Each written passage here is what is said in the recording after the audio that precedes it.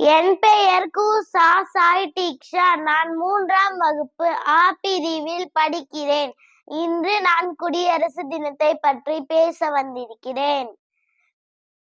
குடியரசு தின கவிதை. குடியரசு தேசம் நம் தேசம், நெடும்புகழோங்கி ஒளி வீசும்.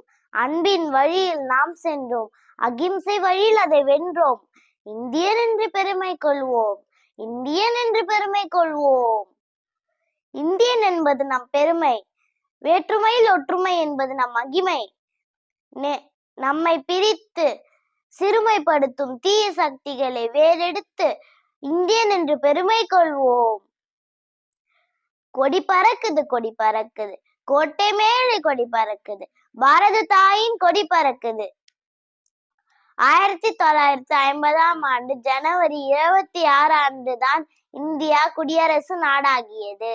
குடியரசு என்றால் மக்களாட்சி என்று பொருள். குடியரசு தினம் தேசிய திருவிழா ஆகும். நாம் இந்தியர்கள் என பெருமை கொள்ளவே. எங்கள் தேசம் இந்திய தேசம், வாழ்க வாழ்க வாழ்கவே.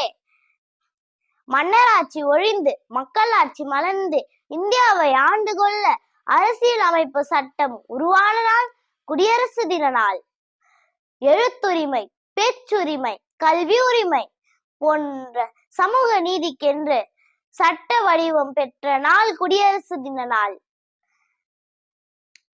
வீரமண்ணில் பிறந்து வீறு கொண்டு எழுந்து தன்னலம் பேணாமல் பிறநலம் காத்து உதிரம் சிந்தி நுயிரையும் கொடுத்த தியாகிகளையும் வீரர்களையும் வணங்கும் நாள் இந்நாள். வாழ்க பாரதம், வளர்க தமிழ்மொழி, வந்தே மாதரம், ஜெய் ஹிந்த்.